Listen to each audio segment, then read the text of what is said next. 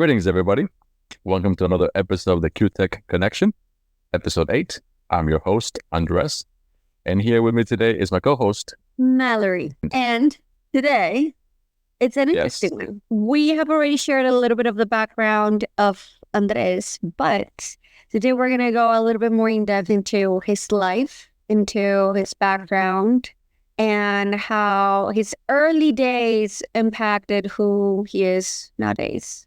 I think it's a very more homey type of episode. And what we really want to get through this is sharing experiences. Not everyone grows up with the same circumstances or the same experiences. And people tend to think, or business owners, and you can tell me if I'm wrong or not, but people tend to think, oh, because I grew up like this, I can only do this. Or because I grew up like that, I can only think this way. And that's not always the case. And if this can inspire you to maybe, one, look back and maybe see stuff that you missed in your childhood and maybe you can apply it nowadays. And two, learn something from his childhood and apply it also in your life. Because everyone's story is pleasant, right? Everyone's story is impactful. So I'm going to be interviewing him, which is very exciting. Yeah, the tables have turned today in today's episode. It's gonna be good. So let me know when you're ready, and let's get this show on the road. Let's get started. So, early life and background. We want to know where you as a person got started. So, can you tell us about your early life and where you grew up? Okay. So my story started back in the 80s in Cali, Colombia. That's where I was born, and it was an interesting journey because from birth, it's been a little challenging. I come from a single mother, and she's had to be a warrior even through my pregnancy, and even before then, she's had to be a warrior facing different challenges and things like that. So a few years back, I sat down with her, and she shared my birth story and how crazy it was. How I was almost, for a few minutes, I was almost born in a taxi because the hospital that she went to wouldn't dare take her in because she was that close to giving birth. And my grandmother had to sign a release form because they couldn't transfer her to the hospital because there was no ambulances at the time. And the hospital that I originally went to couldn't treat me because I was a premature baby. I was born at 7 months, I believe. Yeah. So, maybe that's why we're such a great team. I'm also a preemie. Yeah, Cheers to all the preemies out there. We're the best.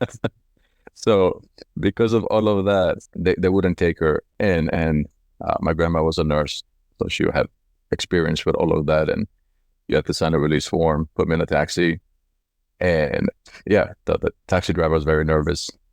And I almost gave birth to me, like I said, in a taxi cab. But they managed to make it. They were able to get me there in time. And I recall a funny anecdote from my mom that said that when they asked her to sit down, she kept fighting with the hospital staff because she could feel me already coming out. And she's like, if you guys make me crush his head, I swear I'm going to make you all pay. and she was just like, again, I can't relate because I'm a man and things like that. So she was just saying that through that process, her instincts kicked in. Her priority was protecting her baby. And she was fighting and snapping at anybody. And then me telling her, you should have been nice to them because they're the people helping you. I don't think they wanted to help you and everything else. But she goes, when you're in that circumstance, trust me, you don't think about that. Like the body goes to a whole different thing and priorities go out the window. And the main priority is the baby's safety. So finally, they set her to the room and... Recita, they wanted to make her sit. That feels like a big, giant poop that's stuck there. You know when you want to try to sit and you try to poop and you just have to push it in? That's how it feels, but bigger. Oh my God. That's going to be uncomfortable. Just so you guys can relate. A baby in there, Yeah. So with that, she goes, after sitting there and thinking what was going to happen, I just came out. I was so small. I recall they said that I was about the size of the palm of my hand right here. That's how big I was. And then from there, my life started. We got blessed right away. The doctor who was there at the time. I don't recall names or anything. I would love to, because he kind of saved my life and educated my mom on more I don't want to say natural remedies, but just better tools, especially at the time. This is the 80s. They don't have the tools that they have now in the hospitals. So there was a huge risk for me not to make it and things like that. So he instructed and showed my mom how to use it was called a kangaroo. I forgot the actual name, but it's skin to skin contact. So the hospital wanted to put me in the incubator, but again, that also increased the risks of me not making it. And the doctor came to her and he goes, I don't believe in that stuff. It's new technology, new stuff. I know this method that has worked for all my patients and things. We just need parents to be on board, because it is very time consuming. It requires a lot of patience and things, and it's skin to skin contact. So I don't recall for how long or anything she had to do it, but for a big portion of the time, I was always on my mom's chest. That's cute. And for however long amount of time she had to do that, it worked. As you guys see, I'm still here and I made it through, and that's how my early days started. Just a little complication, and always putting up a little show at the end of the day. So yeah, so that's how it started. So I grew up in Cali, Colombia. I'm sure you guys have seen a lot of those Netflix shows and things about Colombian novellas or soap operas about narcos and things like that. So yes, the 80s was a big time for that. We're kind of impacted by some of those elements, the racketeerings and protection monies and things like that. So, we'll get more into that in the episode, but that's kind of how I came to this world. And that's my early life in reference to that.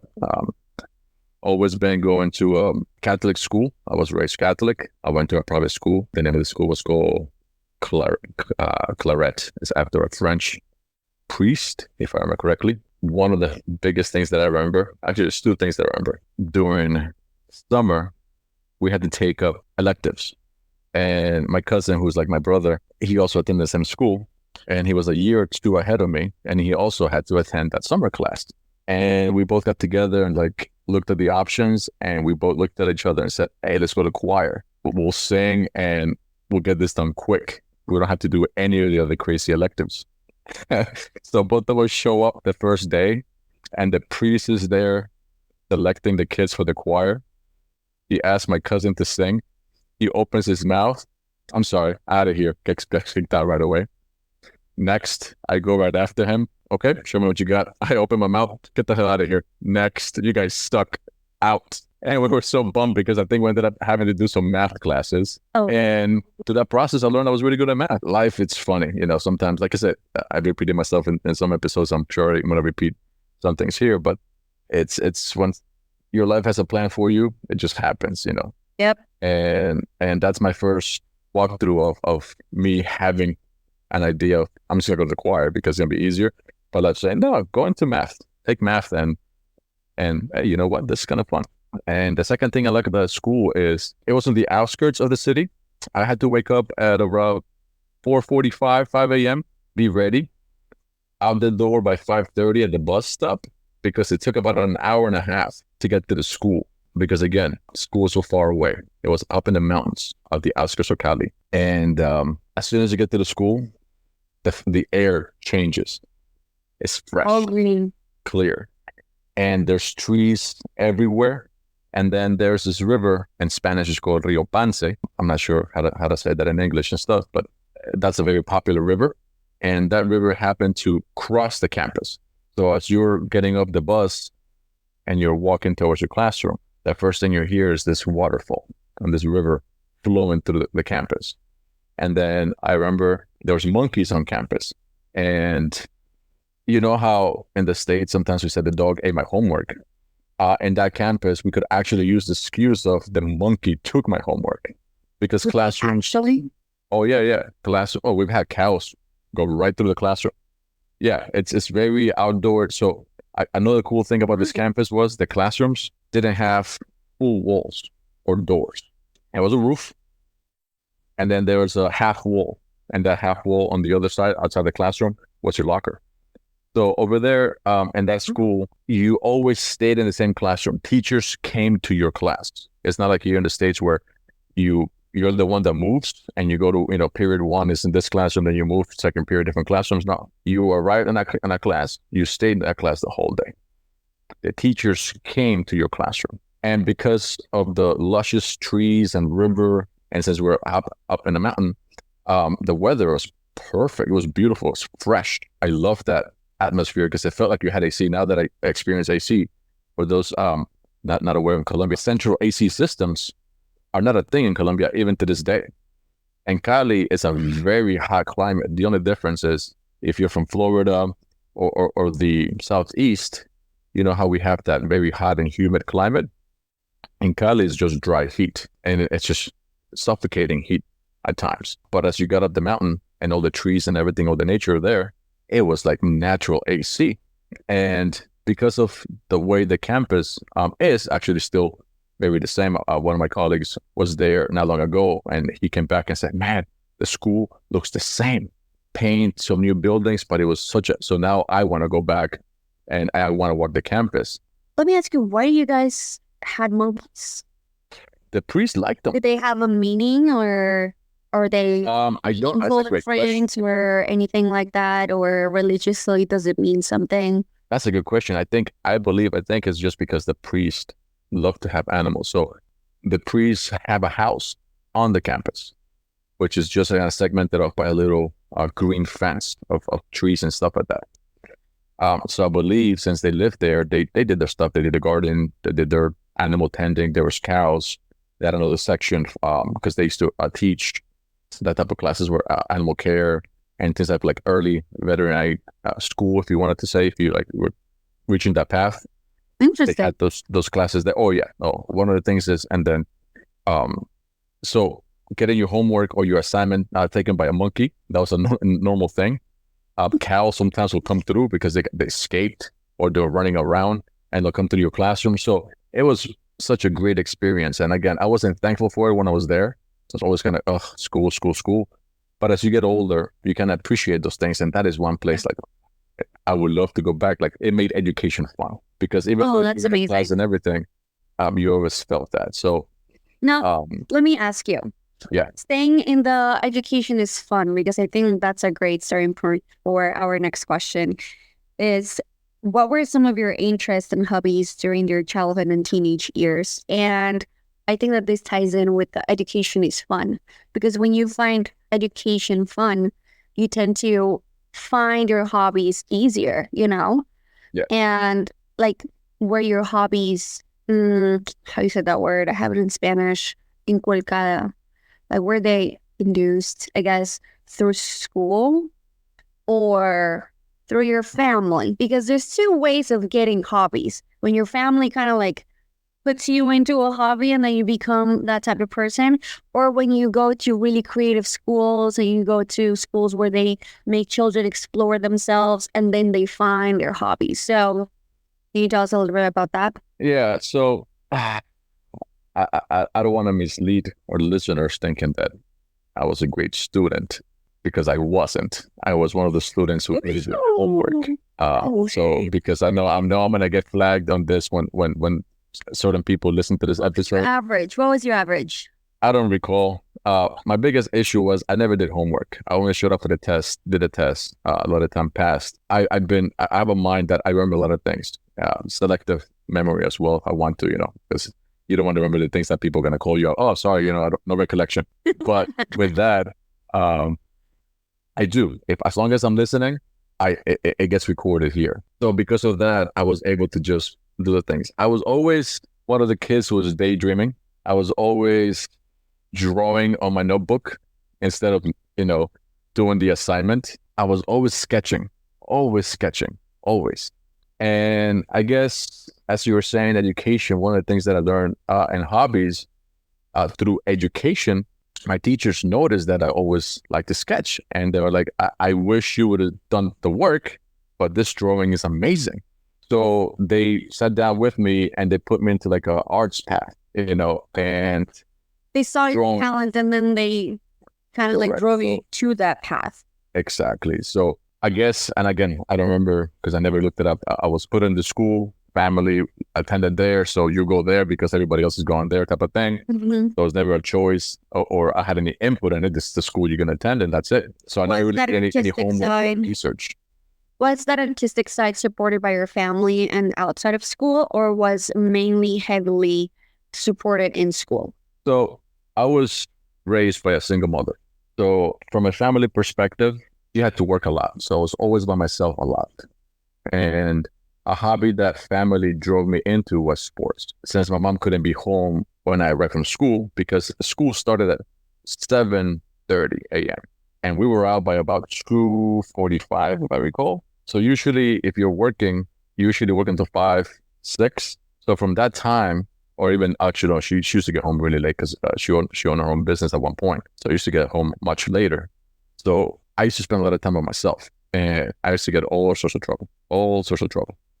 So she was always getting phone calls and everything else. So one of the things that she started doing is putting me in sports. You were used to getting in trouble, so you were like the good kid. You were not. No. I was a good kid. You're the little devil. I was a little kid. But I was always looking at things and saying, kind of, how can I break that apart and see how it works? No. So doing stuff like that and then, getting into trouble and such. In reference to that, I will have to take it back to my mom. Because again, the source of a lot of my things is my mom. Her and I have been together from those crazy days of me almost being born actually until today. She still plays a big part of my life today. She's a great support and great help to me and everybody else. So she almost drowned when she was young. So I just remember one thing that I connect with your question. So through her experience almost drowning, she didn't want me to go through that. So at 3 months old, she signed me up for swimming lessons. Okay. So that was my first experience with sports, and swimming became a huge part of my life. Swimming, water polo, diving and such became a big part of my life, because as soon as school let out, I had to take the bus. School would drop me off, and then from there take another bus to take me to practice. And I was in practice until about 7 or so, and then do homework and everything else, get home and things like that. And then sports was a big part that my family kind of pushed, that my mom kind of pushed, because again, stay out of trouble. If I was the type of kids that got bored. If I was bored, I started breaking things down. To a point, I broke our entire TV down just to see how it worked. Okay, but it sounds like naturally you had that techie curiosity. Yeah. I guess very early, because if that was your approach into, you destroying things and your side of fun, naturally you have always been drawn to technology. Now that I think about it. Yeah. Now that you're asking me these questions and we're reflecting back. Yeah, you're right, because my calculator, God, I got into trouble. It's expensive calculators that she had to buy, and I kept breaking it because it's just, I want to see how it worked. So I kept opening and everything else, and just anything that I can get my hands on that was electronic, or even toys. I've had, she used to get me all these different toys and things like that to look at, and I always broke them. I'll play with them, soldiers and cars and things like that, and do my whole get up and everything else. But at the end of the day, I ended up breaking them just to see how things came together, how things worked. So yeah, you are right. I kind of do have that curiosity to see how things work. And thinking back now, one of the team members that used to work with me a few years back, he was early in his career. We hired him, and he had great energy, but he wasn't driven. You kind of had to tell him how to do a lot of stuff and kind of stay on top of him. He did ask me one day, he goes, how do you do it? Like, can you please teach me how do you troubleshoot? And that was an interesting question for someone to ask me, because nobody's ever asked that. The other friends and colleagues that I have, we became friends through tech because we understood each other's knowledge. Yeah. And respected each other's knowledge. They saved my butt several times when I had a fire that I had to put out quick, or I wasn't aware of something. And likewise, they call me all the time and everything else. Funny enough, just today, I got like 3 phone calls from 3 friends asking me, hey man, I got this server I haven't touched in so much. Do you have any blah, blah, blah? And we help each other out. And him asking me that question made me stop and think. I said, man, it's I don't know how. He goes, what do you mean you don't know how? He goes, isn't there like a checklist that you follow or a process that you have that you kind of tweak throughout the years and stuff? I'm like, Yeah. not really. He goes, so how do you approach this problem? I'm like, I don't know. I get the problem. I sit down, look at it, and then my mind just kind of takes me through these things, and then I get an answer. And I asked him, like, so it's kind of hard for me to teach you that process because my mind just kind of walks me through. I'm presented a problem. I ask questions to understand the problem in case it's not clear.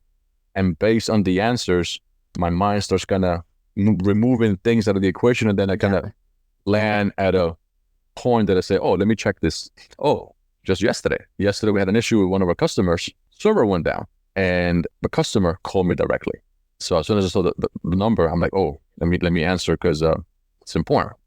And walking through everything, he sent me the pictures. And as soon as I saw the picture, my mind went into, we have a rate failure on this server.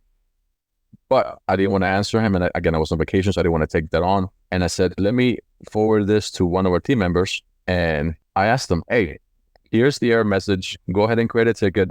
This is an emergency request and handle that. But just confirm with me and tell them what the issue is. And I think the issue is this. A few minutes later, he comes back and goes, yeah, you were right. It was a rate failure. So I'm like, that's how it works. So that's how kind of, to answer your question and everything else, yeah, I guess my mind was set at a point where I could break things down, curiosity, see how things work, and go from there. So at school, art became to kind of come back, I know I kind of went off the topic here, but to go back to your question, school became a big part where they pushed me on the artistic side. They saw that I like to draw and everything else. So they started putting me into art classes, engineering, drawing. Nice. And then there's this class that I'm trying to translate the name of.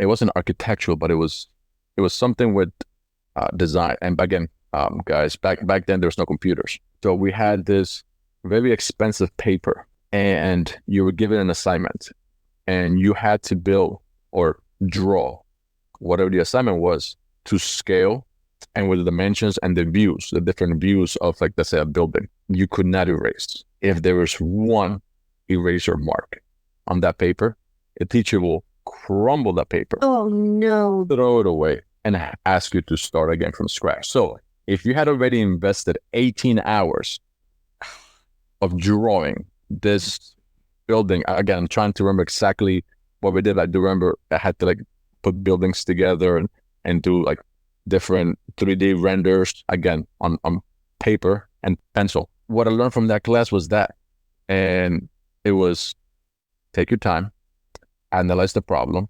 stop, think about what the issue is, stop, think about what you're trying to fix or do, not just go head first, because that's when you start erasing and that's all your work goes in the trash. So that class started putting that in my head. Stop. I wish I put it to implement it in my life, but I do it at work, not at life. But it was a great start.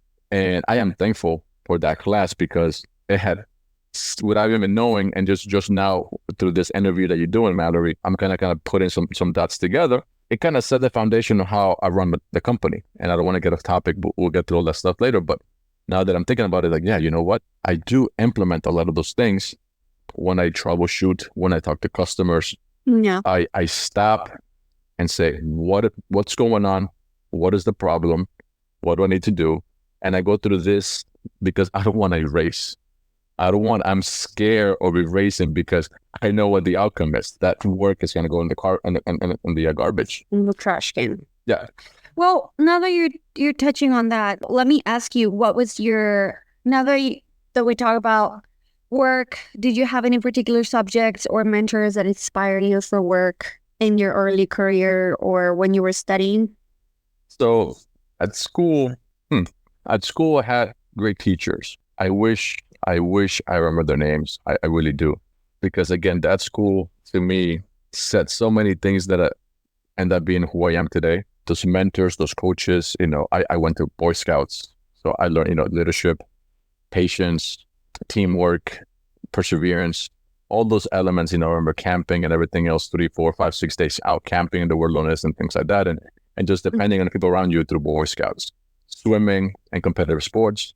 I'm very competitive and I always want to be the best at things that I want to do. But I've had to learn to sometimes put that aside because as a CEO of a company, you don't want to make it look like you're trying to be better than the team members around you and things like that. So you have to try to leverage that and say, I put it to the side and step back and let other people shine. And you are part of the team. You're not the only, there's like we used to do in sports, there's no I in team.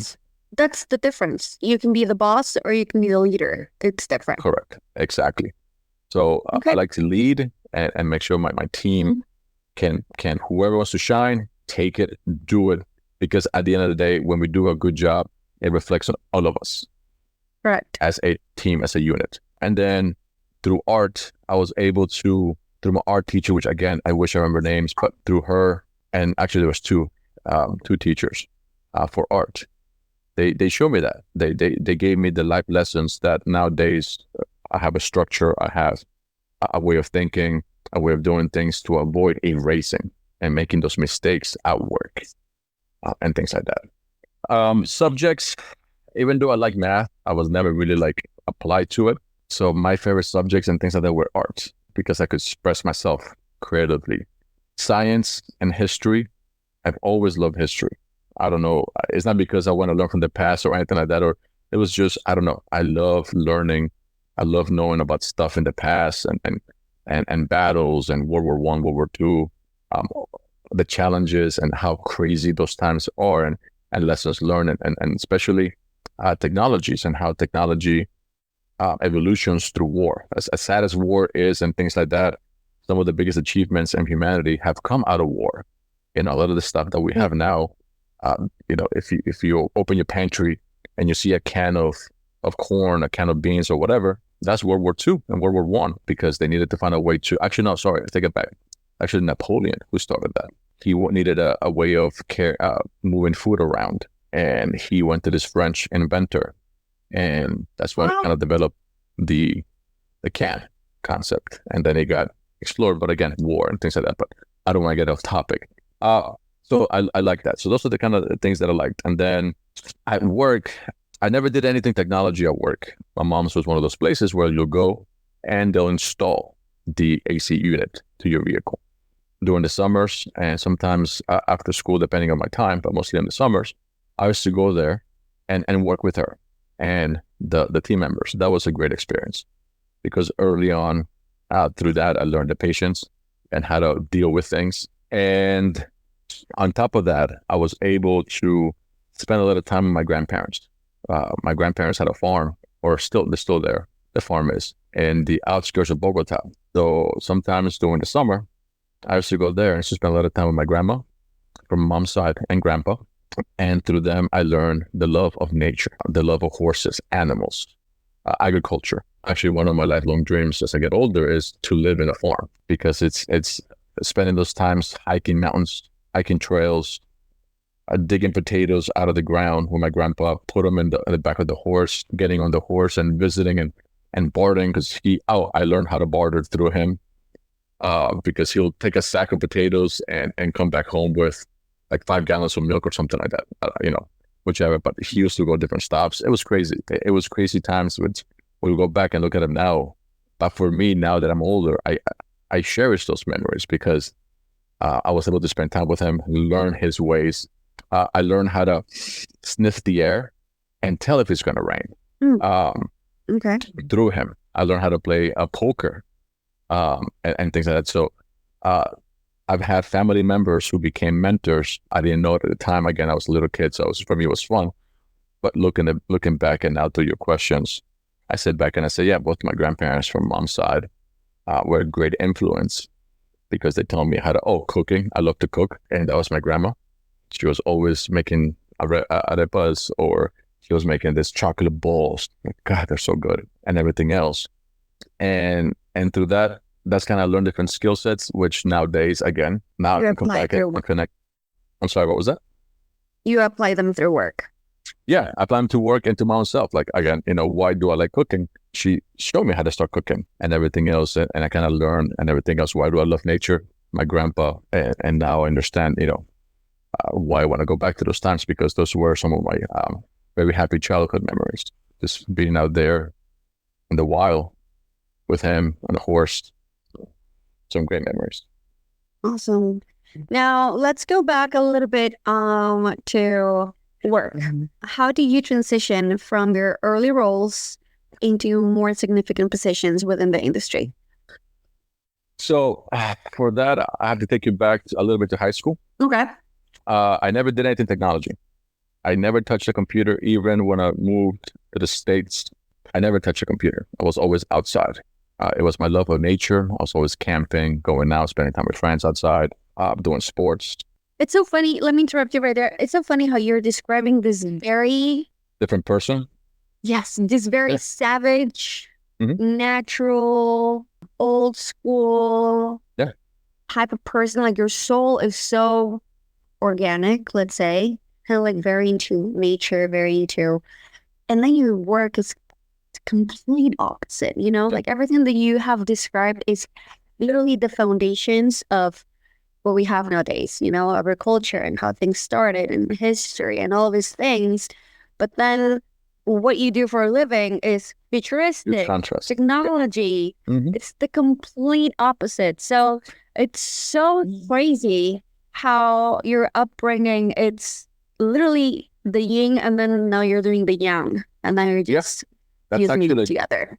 That's actually a great perspective. Again, since I was little, I wanted to fly fighter jets. That was my main goal. That was my, I asked little kids, what do you want to be? One day they're a nanny, the next day they're a teacher, the next day they're a vet, a doctor, a lawyer, whichever, policeman, things like that. For me, the answer's always been the same. I want to fly planes. So to go back to your question about the employment and how it connects, I worked through what I was good at. So I was good being outside. So I ran some camps. I worked for different companies running camps and attending camps. Since I had a background in Boy Scouts, I know how to survival skills and live in the wild and feed up the wild type of thing. Because I spent many years. I think I was a Boy Scout. My whole childhood until when I moved here, that's kind of when I stopped. And what I loved at a program is that they really threw you in the middle of nowhere and said, survive.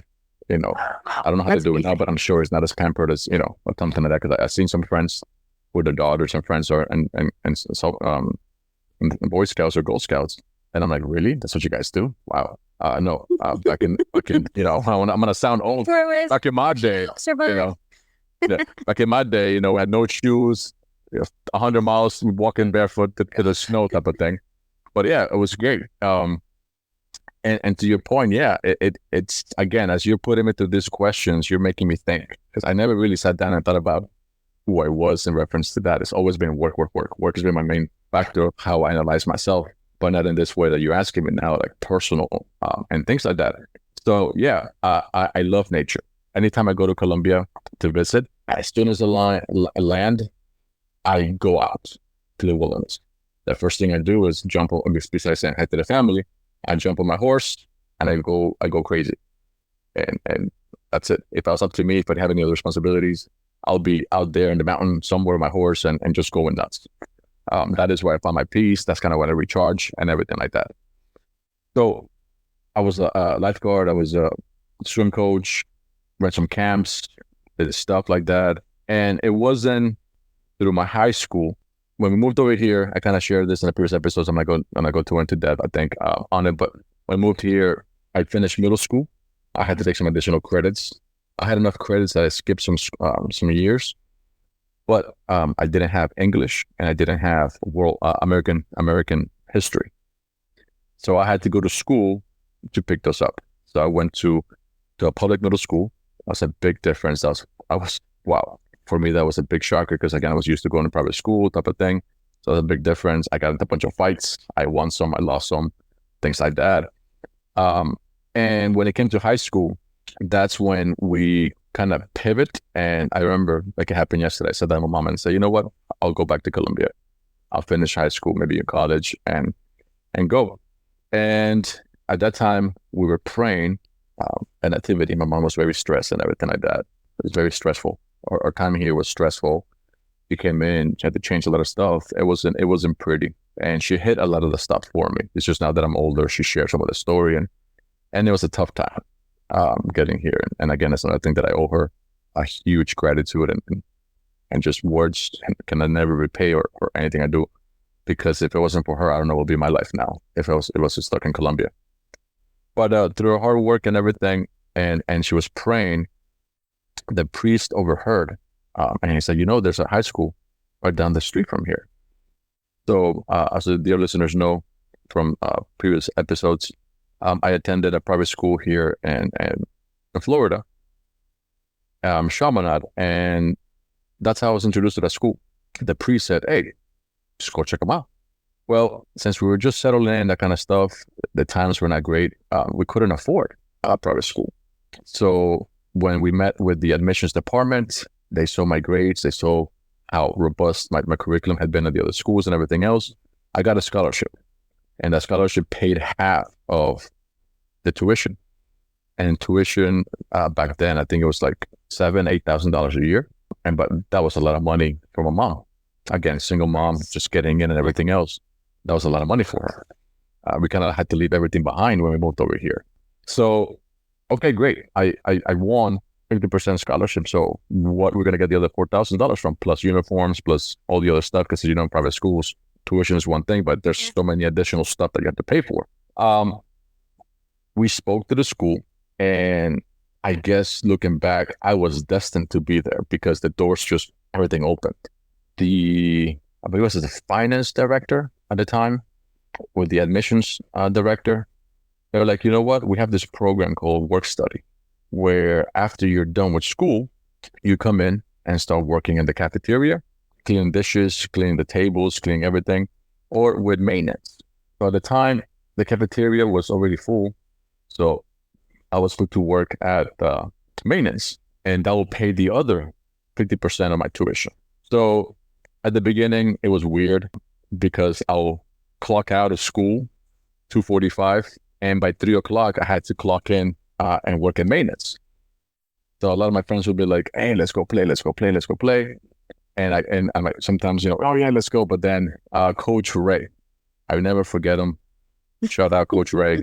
Thank you for putting up with me and having the patience and always scaring the girls away from me because I was going to get in trouble. So I owe you a lot. Coach Ray, he was the person in charge of work study or maintenance. And we'll give him my task. I had to pick up garbage. So I'm there picking up garbage for the school, cutting grass, getting things done. And I did the work. And I learned a lot through him. He was a baseball coach, so I always made fun of baseball. And him and I had this friendly competition, what sport was better, soccer or baseball. But through that program, I learned a lot. I was embarrassed by it, if I'm honest, because I see some of my friends who were wealthy and things like that, and they had all this stuff, and they're getting together, and here I am picking up garbage. And that's kind of like your character, though. But it's still messed up with your head a little bit. It's like, oh man, and being young, that kind of stuff, you're like, and I felt embarrassed. And I looking back, I said, yeah, you know what? That's character building. That's a great, I'm thankful for that program. I wouldn't be here for that program because I would probably be back in Colombia and God knows what would have happened to me over there. So it was my junior year that my computer broke. So my mom had purchased a computer for me, E-Machines, 386, I believe it was. Old thing, a brand new thing, old thing meaning compared to computers nowadays, it's like a relic. And that computer broke on me, and I took it to the IT department of the school. Bob, I can't recall his last name. Bob was there, and I told him, hey, Bob, you think you can help me with my computer? I'm trying to see what's going on. So I explained to him what I think it is. And he looks at me and goes, how do you know it's the video card? So I don't know. I mean, I looked at this, and I think it's the video card. He goes, have you ever worked in computers before? I'm like, no. I just use this to do my homework, go around and talk to my friends and everything. That's it. I don't care about anything else. He goes, I know you do work study. I said, yes, I do work study. He goes, would you like to do work study with technology? I said, what? pick up garbage or deal with computers, any day. I'll switch right now. He goes, no, slow down. I got to talk to the president. I got to get him to approve it first. And as our listeners know, the president of the school is someone that I admire. I call him my father. He has put up with so much of me, running a school, and then having me as, his son, per se, his adoptive son, and dealing with the shenanigans and everything like that, and always getting into trouble, and my mom going to this office crying, what am I going to do with this kid? He doesn't listen. And him taking the time of his busy day running an entire school to listen to her and then call me. So I just saw him not long ago and everything else. So it's always great to have him around. And through that process, I just ran to his office and I said, Brother John, can you please make this happen? So I explained to him what's going on. He goes, yeah, done. So I go running back to Bob. I said, Bob, taken care of. He goes, what do you mean it's taken care of? I haven't even submitted the paperwork or anything. He goes, I already spoke to Brother John. He says it's good. So he goes, God dang it. What the hell did you do? Picked up the phone. Yes, Bob. He's good to go. Okay, perfect. And that day, I finished doing work study with maintenance. And now I started IT. So I met Bob and then another dear mentor of mine, Joe. Joe is your typical computer person. He doesn't want to socialize. He just wants to work on computers. And okay, I guess you're me coming from sports and stuff like that, total opposites. Mm-hmm. But we just connected. Synced. Yes. And I learned so much from him, even through college and everything else. And I learned one of the things that I learned now that I apply with my kids and anybody else is, he goes, I will never give you the answer or do your homework for you. I will show you the way to get to the answer, but you will figure it out on your own. God, I hated him for that. I'm like, dude, this homework is due in 2 hours. Figure it out. You're looking at the right spot. Boom, boom, boom, boom, boom. And God, he's a great. I still stay in touch with him from that time. I'm a horrible friend. I have friends, but I don't like to talk on the phone a lot. I don't like to text on the phone a lot. But he is another one of those key mentors that started showing me the world of computers. And through him, just like through my art teachers, just as my mom, that put me in different sports and everything else, and her warrior spirit, not to give up and just keep a door closes, go around it, find another door, keep going. Yeah. He was the one who showed me the way of, there's no better teacher than yourself. Everything he knows, he learned himself. He's so smart. He's still alive, guys, okay? He's not dead. Yeah, still alive. It's just, I'm thinking in my mind right now, I'm going through my past. So that's why I'm kind of, talking in the past tense. But he's so smart that he graduated his junior year and went to college and applied into college. And he set that foundation for me. My curiosity, he shifted it towards, you know what, the computer, you can do whatever you want with it. That's how cool this is. Yeah. Because I used to just look at it as a regular user. Get online, back then it was AOL, our IRC chat and Messenger and AIM and stuff like that. Just need to talk to people and such. But he showed me a different way. And that's where I started kind of falling into computers and liking it. Okay, thank you for sharing that. Now, going along with the mentor talk, because you have had a lot of mentors around your life, and I think that everyone can relate. A lot of people, sometimes they have mentors in their life and they don't know they are mentors until later on. And I feel like you're going through something similar. It's kind of like, oh my God, I remember this, I remember that. And well, this makes someone a mentor, or this correlates with this. So it's really cool that you can tie those things together. Now, talking about mentors, what inspired you to start QTech? And I know that we already spoke about this in 2 different episodes. This has been, it's not new, but I think that we can go a little bit of a second route, and maybe you can tell us who inspired you to start QTech. So, and yes, apologize, I might be going off topic here and there. It's interesting to have to go back and look at your life as questions are being asked and finding out and sharing these things. So I appreciate you for the time and going through this exercise with me. What inspired? Don't get me wrong, we're all having fun. I think it's amazing because it's mind-boggling to me to sit here and listen to someone that has such a strong upbringing on one type of lifestyle and is doing the complete opposite. So it's actually very, very cool. But continue, you can go ahead. So don't be sorry. It's been very interesting. I'm glad. As we think of our lives like more than everything else, so I'm glad that and hopefully the listeners as well will find it interesting what I'm sharing with you guys. So what inspired me to get Quintero started? So one of the mentors from business, actually my CPA, he was the one who kind of pushed me. For many years, he was asking and saying, you should go on your own. You should go on your own. You should go on your own. And I kept saying, no, I have a paycheck. Every 15 I get a paycheck. And I had that mindset of my paychecks. I knew exactly where my paycheck was coming from. And he kept pushing. And he never gave up. Every conversation, every month or every 2 months that we got together, same thing. You should open your business. People will love your services. You're great at what you do. And again, it's interesting when you see people believe in you, when you even believe in yourself. And at that time, I was just kind of starting my journey. My technology. My first job out of high school was working in technology. And my biggest role was dusting computers. That's how I started. I started dusting computers, and my biggest responsibility was to drop the computer. So I was nervous. I was nervous, and as the years went by, I guess my mind wasn't ready for doing my own thing.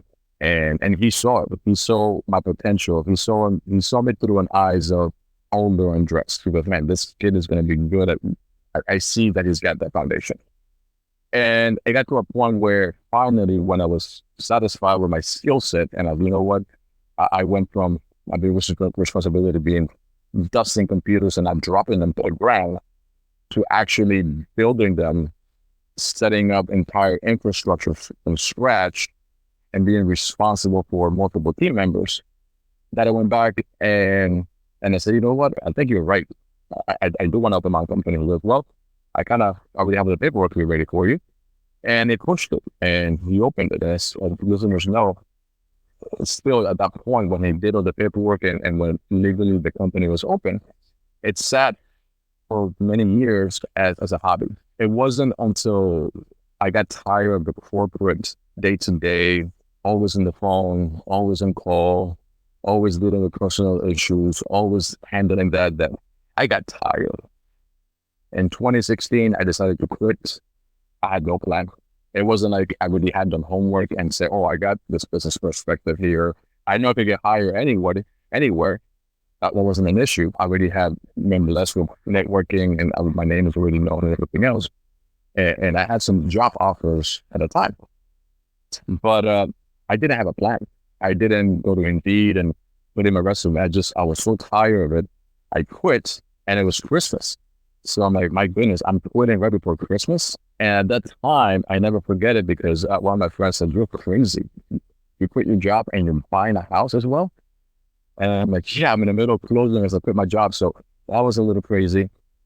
And the new year starts, and I take a few months off and just kind of try to organize myself. I was lost. I was completely lost. It was such a experience that I started falling back to what I was good at, working with my hands. So I had just bought this property and I needed some renovating work. And I started, you know what? I'll start fixing the electrical problems, replacing outlets. Anything from having me to face that challenge in front of me, which was you quit your job, you have this company that's been sitting on paper as a hobby, now you want to make it a real thing. How are you going to do it? So I kept pushing that off, and I just went upon drywall, started working on this house and putting it together. It wasn't until I remember as yesterday, I finished doing the repairs. I finished doing the stuff that I had to do. I finished painting. I felt so good. I felt I accomplished something. But guess what? The problem is still in front of me. What am I going to do with my career? I kept neglecting it. I kept kicking the can down the road. And I had, and it's crazy that I'm sharing this, but I had this breakdown in my kitchen. I remember, I can't recall the song. The song, somebody sent me, a dear friend sent me the song, and it just clicked with me. The music's always been a big part of me. I stuck at singing. I just love music. Um, and this song, this friend, I don't know if they felt that I needed it, but they just sent me the song. And I hit play, and the tears just are coming down, and I can't stop. I can't stop. And I'm sitting there asking myself, what am I going to do? It's been several months since I quit. I need to start producing money because at this point, everything's going out. Nothing is coming in. That's, per se. And as I'm sitting there, I am crying, not knowing what I'm going to do. And the phone rings. And it was another dear friend. And he goes, "Hey, I heard you were independent." I said, "Yes, I did." Yes, I was trying to get all the snot and clear my eyes and everything else. And trying to make it look like I was crying. And he goes, you're down for lunch tomorrow?" I'm like, "Yeah." And we met. And he goes, I want to have these things that I need to fix and everything else. And just having that one lunch with him and just having that conversation with him reignited something inside of me, reignited like my focus again. It felt good, even though it wasn't like I did a sales pitch. He knew me well. We worked together at one point. Through my skill set, I fixed problems. And through that, I sat down the next couple of days and I started going through my contact list. And I made a couple calls. And as I did that, people started finding out that I was independent. And I just started getting phone calls, one phone call after the next. And that's the QTech got started. I didn't have a business plan. I didn't have a branding guideline or anything like that. I made the logo myself. I came up with a name. Actually, not by myself, but with some friends. I put the name together. It was originally going to be named Ace Computers because at one point in my life, I was just like thinking of repairs. I'm thinking, and just like your Apple Genius bar type of thing. Your little repair shop down the corner. That was my original thought. But through these discussions and this context that I made, my vision got bigger. Because you know what? No, I'm not going to get nothing wrong against that. But just thinking like, no, I don't want to just be dusting computers off because I am going back. And well, let me yes get you right there because you said something really interesting, and this actually you confused this question with this other question that I have for you. So, how has QTech evolved under your leadership? So, I feel like you can you can connect them pretty well. Yeah, so QTech evolved from a hobby to from your original idea. Well, my original idea wasn't even mine. That's the first evolution of the concept of QTech. Yeah. So how else did it keep evolving? Yeah, the interesting part is the idea of QTech wasn't even mine. It was somebody else seeing something inside of me and saying, you would be doing a lot of better things if you work for yourself, if you open your own company. So it goes back to those things in life. Sometimes people can see things about ourselves that we don't believe. They see it in different eyes and they see your potential, even when you yourself don't even believe it, and moving through those challenges. So QTech started by somebody believing in me, pushing me day to day to do it, and it evolved through a criteria of me learning on the go. Because if I tell you that I read books about opening a business, no. Did I read books about how to run your business? No. I just took my experience in technology, management, being a director and things, and I started applying it. I knew I needed an org chart. I knew I needed the stuff, but I never put it down. There's no business plan is here, which is get more business. That's pretty much that. What's your business plan? Just get more business. Like you asked me a while back as we're going through our procedures and everything else, what is your business plan? I'm like, get more business per se. And we had a laugh about it. And then, we worked at developing the proper business plan. And it was that. It's I guess to a way, it's kind of like a lot like me. I really don't, even though it seems like sometimes I do, I don't really plan a lot. I'm like a river and just go with the flow and adapt as I go. And that's how QTech started. QTech started adapting as things came together, as projects came, as customers heard about me and what we're doing, they started coming our way. And it got to a point that I said, whoa, this is getting serious. Like, this is like a hobby, and now it's becoming serious. It's now becoming my full job. So I started expanding it and getting more professional about it, hiring people and starting working from there and just making connections. The biggest thing that I can say is making those connections helped me in an immense way, because I had the flexibility to tell you right now, I don't have a business plan yet. We've been successful because without thinking it back then, what I was doing is was putting the seeds in different places. And when I needed help, people that I had helped in the past came to my rescue, per se. They came and helped me. They talked to somebody, other business they knew, and said, hey, if you need IT, hire this guy. I'll go into places, and the job was already out because of those referrals and that recommendation from people. So I've been blessed in reference to that, because I didn't have the struggles that some businesses might have at the beginning, because I already had left a name through my professional career and different people and different channels and different groups, that when they heard about me being independent, they came to my aid and helped set the foundation that I built QTech from. And then how it has evolved. Well, now we're a full-fledged digital marketing firm as well. We have expanded our services. We have expanded our reach. We can improve and things like that. And that has happened because of my team. I meet the right people. The right questions are asked. What do we want to do? And now that it's not just me, now that it's a team around me, we're able to pitch ideas and make sure that we're pivoting to the right spots, counting on those teammates and colleagues to help us guide and go on the right path. Now, what is your leadership philosophy? How do you inspire your team? So we're a full remote company. We don't have an office and things like that. So it's a little challenging to inspire people when you don't get to see them face to face every day. But what we try to do is we try to set a work environment that people understand their task. They understand their place within the company. And then we try to communicate how important every little piece is to the end game.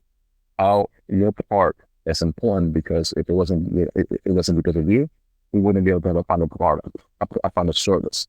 So I try to inspire or show people that we care about them and that they're important in the big picture of the company, as well as try to lead by example. Sometimes we fail, getting tasks on track, getting things completed because of what happens. And because of my early experience, I hate to micromanage. My philosophy is, if I'm hiring you, if I'm believing in you, I'm going to let your skill set shine. I'm not going to be on top of you. Sure. Did you do this? Did you do that? Because then my question is, why did I hire you? I'll do the job myself if I'm going to be micromanaging to that point. So if I have to pick a philosophy, my philosophy is, I'm hiring you for your talents. I'm hiring you for expertise and your experience. So I want you to bring that to our team and shine and do your best job. And I'm here to support you whichever way you go. If you need help, I am here. If you need assistance, I am here. Because at the end of the day, it goes back to what we talked about earlier. There's no I in team. If you shine, we all shine. So I don't really care who's shining, because QTech shines at the end. Amazing. Now, most of you that know us or that have seen our social media or that know you personally know that you are a father. So let's talk a little bit about work-life balance. As a father of two, yes, how do you balance your professional responsibilities with your family life? That's been a very challenge and something that I've learned day to day. One of my biggest responsibilities is to be there for my kids. I've had to learn how to balance that, because at times you get lost on the job, and the job still is a huge part of who I am now. And as early on goes, I wasn't as attentive, I wasn't as there and anything else, but they let you know. They seek your attention. They make you aware. And kids are amazing because they have no filter. one of the things that really got to me was when my daughter, like, when she was 2, someone asked her, "Hey, how was that?" And this is what she did. And dear listeners, I'm holding a phone to my ear, and she's walking around like me, talking on the cell phone. So her perspective of her dad is someone always on the phone. And that broke my heart. Oh my goodness, that was hard. So from that point, she made me aware of my flaw. So what I started doing is putting sketch. Well, let me go jump to my next question, because I think that you're going over there. And is, what strategies or tips do you have for other professionals, other work from home parents, other single parents, other fathers? What strategies and tips do you have for them to maintaining a healthy work-life balance with their kids and with their family, with their spouses, with the whole family? A lot of trial and error. I don't think you know it all. I approach a subject with an open mindset, because what works for me might not work for you. What you read online might be a good groundwork, but don't think of that's going to be the problem solver, because all of our lives are different. All of our expectations and things, environments are different.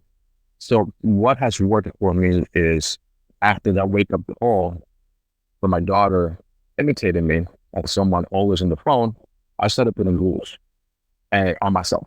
I started putting schedules. And I wasn't someone, I do live by my calendar, I do, but I never made the connection of using the calendar for my personal life. Like I said, I'm a contradiction, like we said earlier. I love nature, but yeah, I'm in technology. Same thing in my personal and professional life.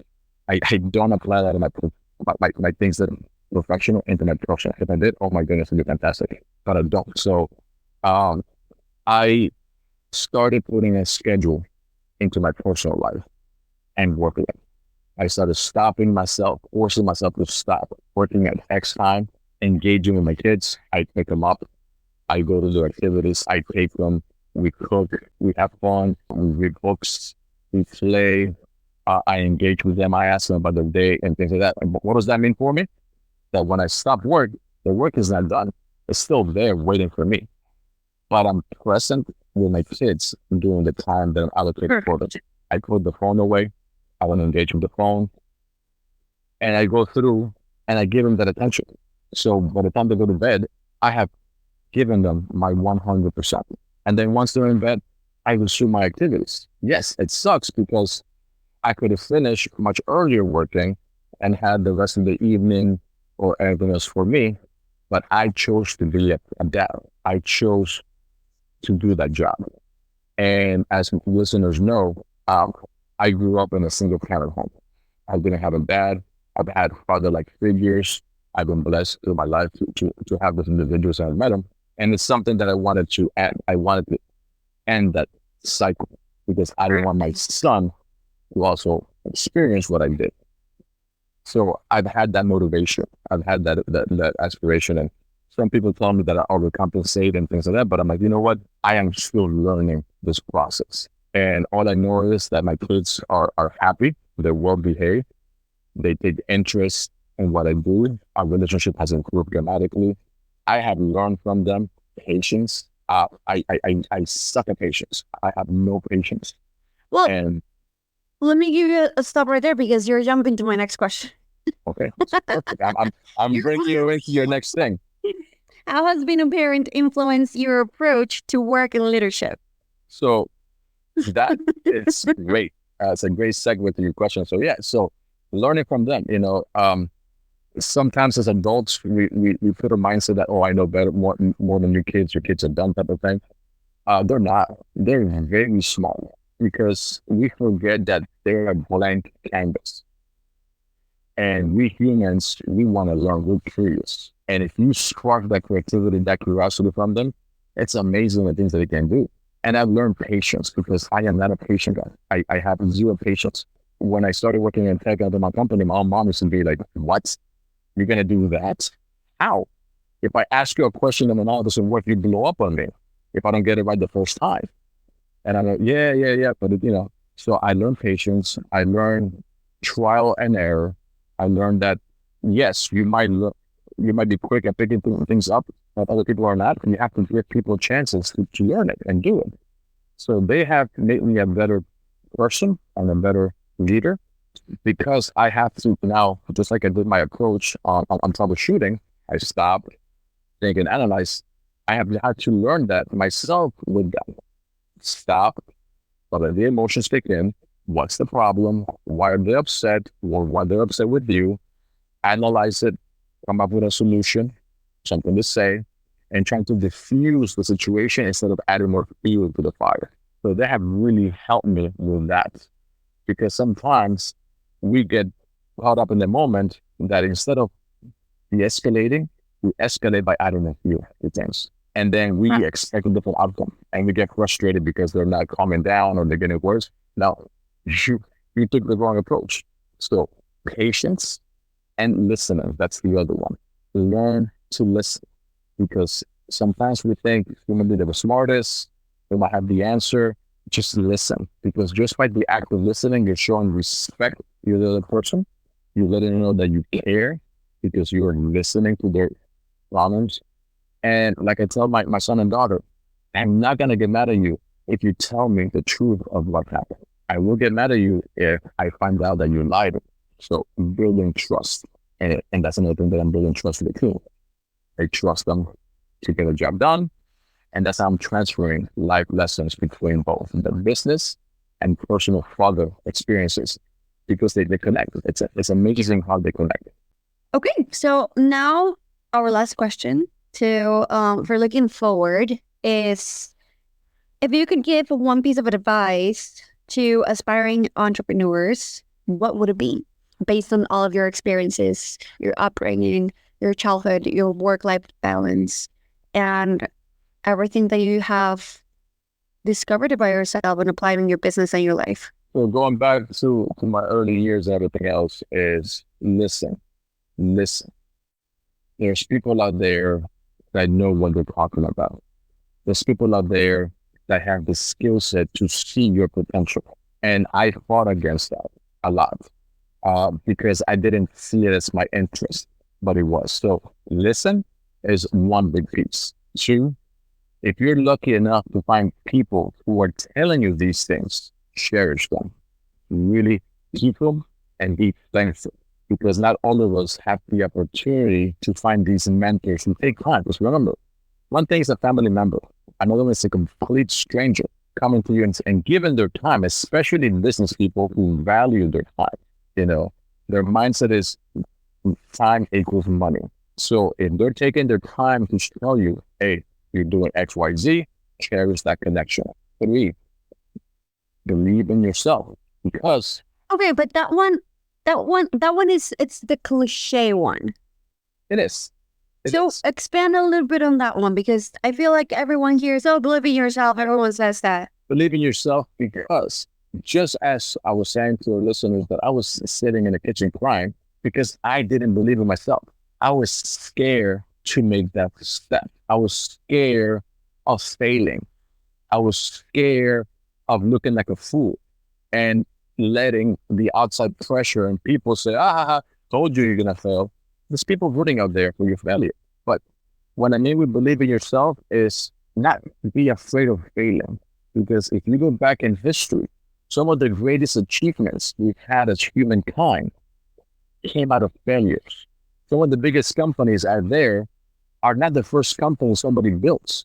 It may be their fourth, fifth, seventh, eighth attempt. And some people live this world with never being able to achieve their goals and dreams.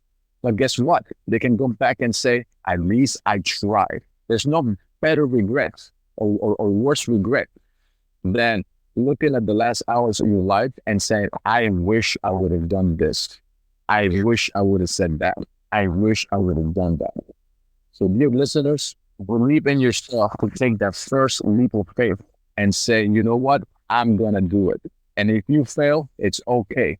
Get up, dust yourself off, and look at the next step. Reinvent yourself.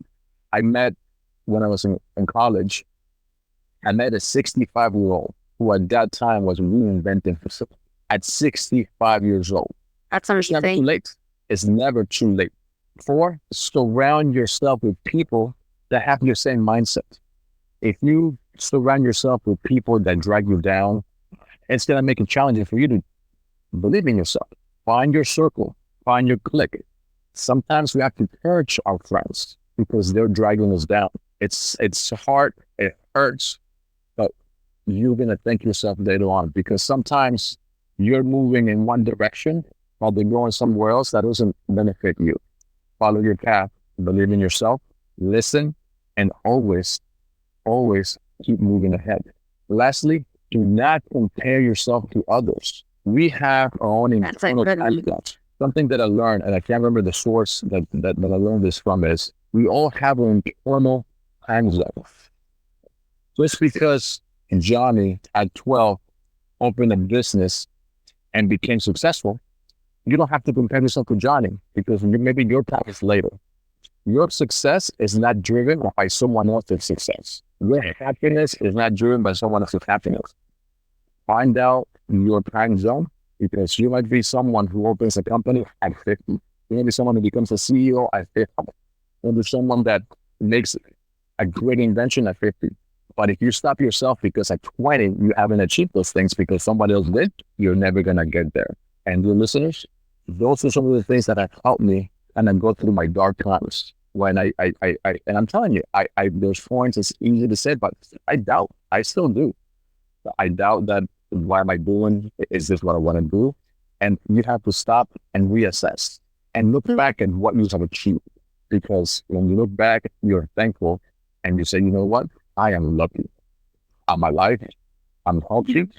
Everything else can come and go. But without health and without life, what can you do? Yes. Wow. We are ending it with 4 golden eggs. Thank you. Thank you for sharing. I think that we got to know a little bit more about you, and a lot of people are going to be able to relate a little bit more about the techie brain behind the brand. It was a pleasure. And it was a good exercise to go through. Super exciting, because honestly, I'm truly just mind boggled on the fact that Q-Tech is you are just a yin yang with legs, pretty much. That's what I took out of this. Yeah, I'm a contradiction, believe it or not. And now that they complement each other, they complement each other, and they create stability, which is what you're trying to do. So within your life, within your work, for your clients, for your family, and for yourself. So I really, really appreciate it. Thank you so much. If anyone has any questions, feel free to take these questions, write them down, sit, have some coffee, some iced water, some wine, and reevaluate yourself. Probably if you write these questions down and you answer them, it might spark something for your business, to start a business, or about yourself or your family. So we encourage you to do this self-evaluation exercise, per se. So, no, they were great questions. Great job with these questions. They really thank you. So, thank you for this, your listeners. Thank you guys for your time. Yeah. And please comment down below. I know there's a lot of people that listen. There's people that listen to this podcast. We would like to read you on the comments below. So if you heard this podcast completely all the way to the end, leave an emoji or a like or a little heart or something. And maybe also drop down below or in the reel, wherever it is, what tip would you give after you reanalyze your entire life and how it complements you? Okay? Thank you, guys. Valerie, thank you for your time. Thank you, guys. Look forward to the next one. Bye. Bye.